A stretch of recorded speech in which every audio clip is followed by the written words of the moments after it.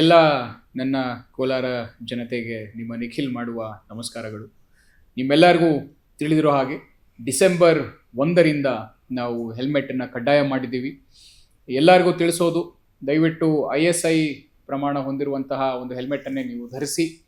ಅದರ ಜೊತೆಗೆ ಯಾರು ರೈಡರ್ ಇದ್ದೀರಾ, ನೀವು ರೈಡರ್ ಇವಾಗ ಹೆಲ್ಮೆಟನ್ನು ಧರಿಸ್ಬೇಕು ಅಂತ ನಾವು ಕಡ್ಡಾಯ ಮಾಡಿದ್ದೀವಿ. ಹಂತ ಹಂತವಾಗಿ ನಾವು ಪಿಲಿಯನ್ದು ಕಡ್ಡಾಯ ಮಾಡ್ತೀವಿ ಬರುವ ದಿನಗಳಲ್ಲಿ. ಇವಾಗ ಯಾರು ಹೆಲ್ಮೆಟ್ ಹಾಕಿರೋದಿಲ್ಲ ಅವ್ರಿಗೆ ನಾವು ಗಾಡಿಯನ್ನು ನಾವು ಸೀಸ್ ಮಾಡಿ ಒಂದು ಗ್ರೌಂಡ್ಗೆ ತೊಗೊಂಡೋಗಿ ಅಲ್ಲಿ ಎಲ್ಲ ಗಾಡಿಗಳನ್ನ ಹಾಕೊತೀವಿ. ಯಾರು ಹೆಲ್ಮೆಟನ್ನು ಪರ್ಚೇಸ್ ಮಾಡಿ ತೊಗೊಂಬರ್ತೀರೋ ಅವಾಗ ನಾವು ಗಾಡಿಯನ್ನು ಕಳಿಸ್ಕೊಡ್ತೀವಿ. ಇಲ್ಲ ಅಂದರೆ ನಾವು ಅಲ್ಲೇ ನಿಮಗೆ ಫೈನ್ ಹಾಕ್ಬಿಟ್ಟು ಆ ಗಾಡಿಯನ್ನು ನಾವು ರಿಲೀಸ್ ಮಾಡೋದಿಲ್ಲ, ಕೋರ್ಟಿಂದ ನೀವು ಬಿಡಿಸ್ಕೊಳ್ಳಿ ಅಂತ ನಿಮಗೆ ನಾವು ಡೈರೆಕ್ಷನನ್ನು ಕೊಡ್ತೀವಿ. ಇಲ್ಲಾಂದರೆ ನಾವು ಯಾವಾಗಲೂ ನಾವೇ ಫೈನ್ನ ಕಲೆಕ್ಟ್ ಮಾಡ್ತಾ ಇದ್ವಿ. ಆದರೆ ಇವಾಗ ನಾವು ಏನು ಮಾಡ್ತೀವಿ, ಕೋರ್ಟ್ಗೆ ನಿಮಗೆ ಕಳಿಸ್ಕೊಟ್ಬಿಟ್ಟು ಅಲ್ಲಿಂದ ಬಿಡಿಸ್ಕೊಬನ್ನಿ ಅಂತ ನಿಮ್ಮೆಲ್ಲರಿಗೂ ನಾವು ಸೂಚನೆಯನ್ನು ನೀಡ್ತೀವಿ.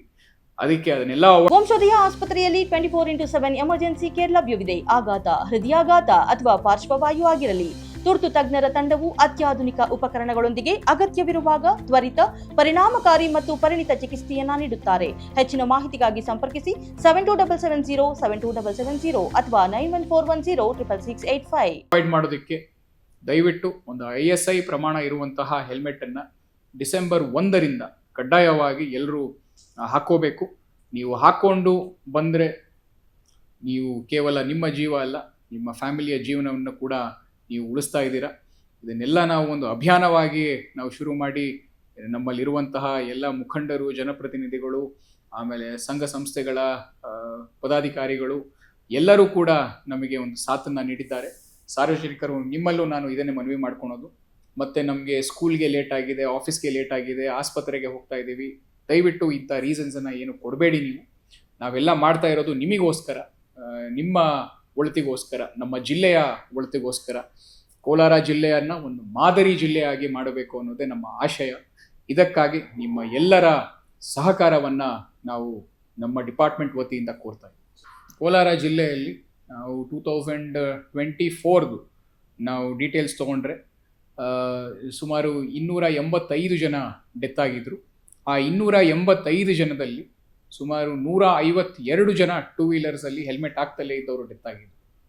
ಈಗ ನೀವು ಯೋಚನೆ ಮಾಡಿ, ನಾವು 152 ಜನ ಅಲ್ಲದೆ 152 ಫ್ಯಾಮಿಲಿ ಕೂಡ ಅವರು ನೋವನ್ನು ಅನುಭವಿಸ್ತಾ ಇದ್ದಾರೆ. ಇದನ್ನು ಅವಾಯ್ಡ್ ಮಾಡೋದಕ್ಕೆ ಅವ್ರು ಹೆಲ್ಮೆಟ್ ಹಾಕಿದರೆ ಖಂಡಿತವಾಗ್ಲೂ ಅಟ್ಲೀಸ್ಟ್ ಒಂದು 80% ಲೈಫ್ಸ್ ಉಳಿಯೋದು. ಅದಕ್ಕೋಸ್ಕರನೇ ಈ ವರ್ಷದ್ದು ನಾವು ಡೇಟಾ ತೊಗೊಂಡ್ರು ಅದೇ ರೀತಿ ಇದೆ. ಆಲ್ಮೋಸ್ಟ್ 50% ನಮಗೆ ಟೂ ವೀಲರ್ ಡೆತ್ಸೇ ಆಗೋದು. ಆ 50%ಅಲ್ಲಿ ಯಾರೂ ಹೆಲ್ಮೆಟ್ ಹಾಕಿರೋದಿಲ್ಲ. ಹೆಲ್ಮೆಟ್ ಹಾಕಿದರೆ ಪ್ರಾಯಶಃ ಅವರು ಜೀವನವನ್ನು ಉಳಿಸ್ತಾ ಇದ್ರು. ನಾವು ಹೇಳೋದು, ದಯವಿಟ್ಟು ಹೆಲ್ಮೆಟನ್ನು ಧರಿಸಿ. ನಾವು ಇದನ್ನು ಮಾಡ್ತಾ ಇರೋದೇ ಈ ಡೆತ್ಸನ್ನು ಅವಾಯ್ಡ್ ಮಾಡೋದಕ್ಕೆ, ಈ ಫೇಟಲ್ ಡೆತ್ಸನ್ನು ಅವಾಯ್ಡ್ ಮಾಡೋದಕ್ಕೆ. ಅಥವಾ ನಿಮಗೆ ತಲೆಗೆ ಏಟು ಬಿದ್ದಾಗ ಅದು ಬ್ರೈನ್ ಇಂಜುರಿ ಆಗೋ ಸಾಧ್ಯತೆಯೂ ಇರುತ್ತೆ, ನಿಮ್ಮ ಕೈಕಾಲದು ಎಲ್ಲ ಕೆಲಸ ಮಾಡಲಿಲ್ದಂಗೂ ಆಗೋ ಸಾಧ್ಯತೆ ಇರುತ್ತೆ, ಸ್ಟ್ರೋಕ್ ಆಗೋ ಸಾಧ್ಯತೆ ಇರುತ್ತೆ.